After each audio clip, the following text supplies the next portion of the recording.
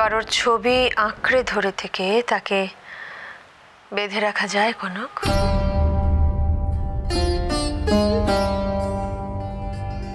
এই কথা কেন বলছো মা? আমার মনে হয় তুমি জানো আমি কেন বলছি।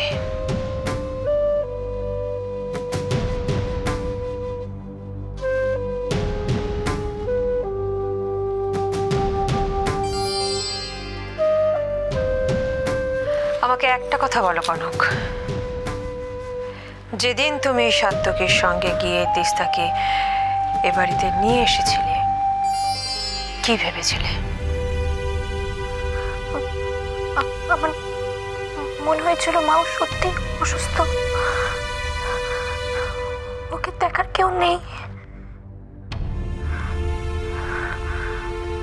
আজ ওকে ঠিক একই কথা মনে হয় না? ধারণা বদলেছে?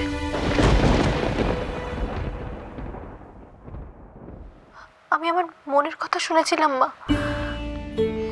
মন যা বলেছিল তাই করেছিলাম। তুমি বিশ্বাস করো? আমি তোমাকে বিশ্বাস করি কনক, কিন্তু আমায় যখন মা বলে ডাকো তখন কিসের এত দ্বিধা? সেদিন তুমি আমাকে কিছু না বললেও তোমার বুদ্ধি, তোমার সম্পর্কের প্রতি ভরসা, বিশ্বাস, এগুলো দেখে আমি খুশি হয়েছিলাম। এবং একই সঙ্গে তিস্তার প্রতি কর্তব্য আমাকে মুগ্ধ করেছিল কনক।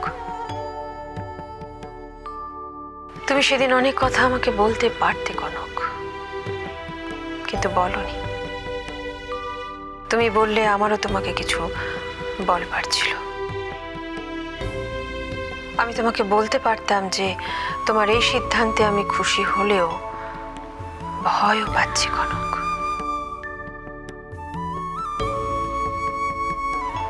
হ্যাঁ কনক,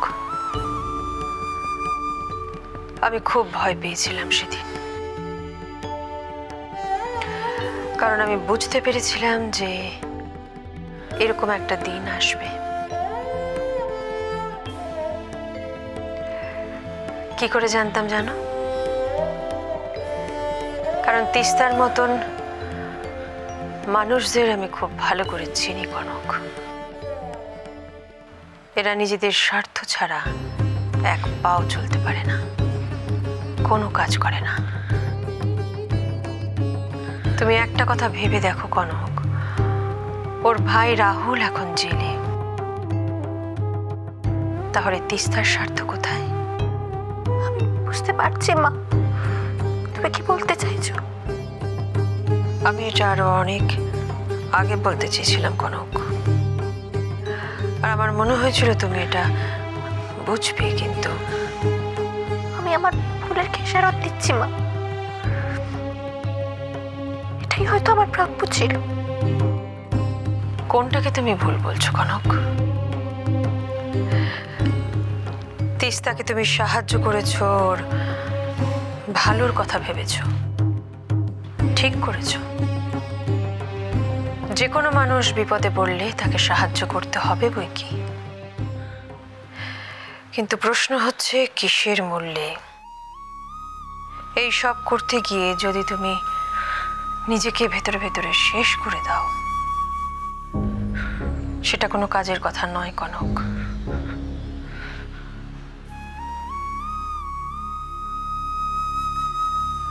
কনক, আমি জানি না কি হয়েছিল, আমি জানি না এমন কি ঘটেছে যার জন্য তুমি এত অশান্ত, এত অস্থির হয়ে রয়েছো। আমি শুধু তোমাদের যতটুকু চিনি, যতটুকু বুঝি, তার পরিপ্রেক্ষিতে কথাগুলো বললাম। মা, আমি তোমার থেকে কোনো কথা জানতে চাই না কনক, কিচ্ছু বলতে হবে না। শুধু একটা কথা মাথায় রেখো, ঝড় যখন আসে তখন নিজেকে শান্ত, ধীর রাখতে হয় কনক। তুমি জীবনে অনেক কিছু ঠিকই শিখেছো, তাই আজ তুমি এই চৌধুরী পরিবারের যথার্থই বউরানী।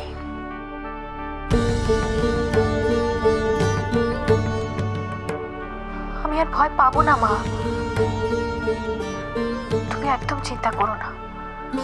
আমাদের মধ্যে আর কখনো তৃতীয় কারোর জায়গা হবে না।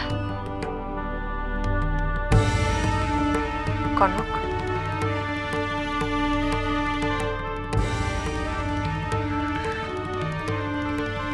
আমার শুধু ভয় ছিল পরিস্থিতিটা নিয়ে, তোমাকে নিয়ে নয়।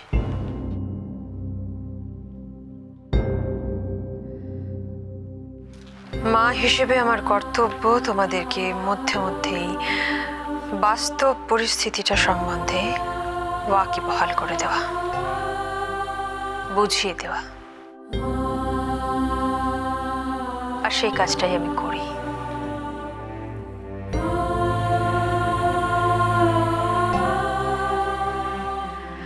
আমি জানি বাকিটা তুমি নিজেই সামনে নিতে পারবে।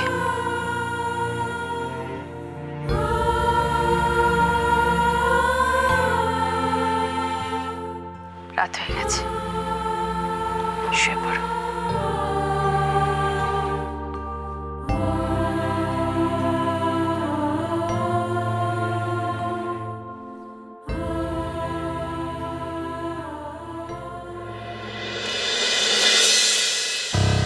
কনকের নাম করে তিস্তার চিঠি লিখে যাওয়ার পরেও এতটা ভয় পেতে কনককে দেখিনি তো।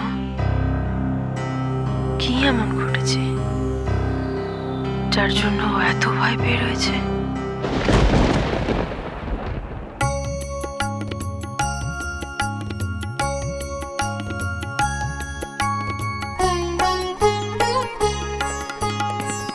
দেখো সখী সাজিল নন্দ কুমার, দেখো সখী সাজিল নন্দ কুমার, শিবে ময়ূর পাখা অলকাতে লোকায়কা, শোভিছে মালতিহার, দেখো সখী সাজিল নন্দ কুমার।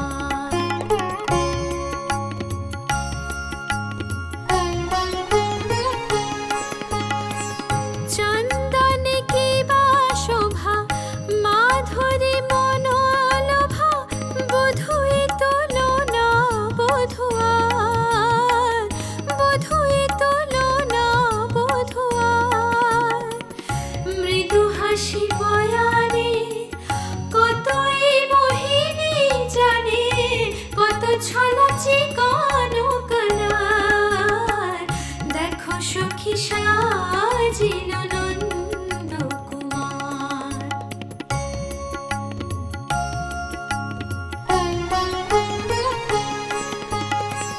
সুন্দর বর তনু, আখি যে ফুল ধনু, যুবতী হিয়া মানে হার, যুবতী হিয়া মানে হার, মদন মনোহর নটবর নাগর, আকুল পরানোর ধার, দেখো সখী সাজিল নন্দ কুমার।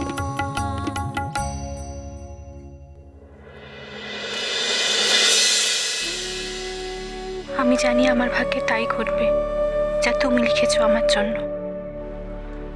আমি এটাও জানি রাতের অন্ধকার কেটে নতুন সকাল হয়। আমাকে আশীর্বাদ করো, আমি যেন কখনো বিভ্রান্ত হয়ে না পড়ি। যে কোনো অশুভ শক্তির হাত থেকে আমি যেন আমার স্বামী, আমার পরিবারকে রক্ষা করতে পারি।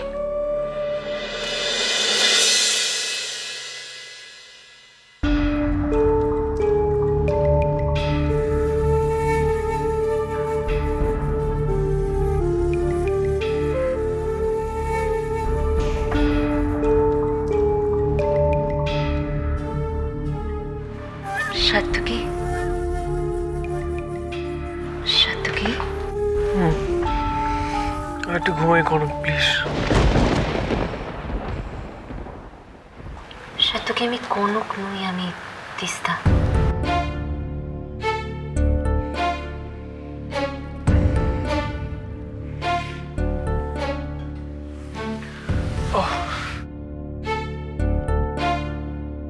ও সরি, কখন যে চোখ লেগে গেছিল বুঝতে পারিনি।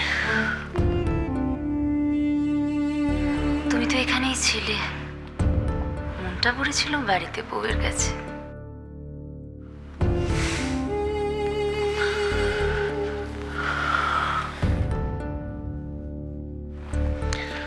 এখন কেমন আছো?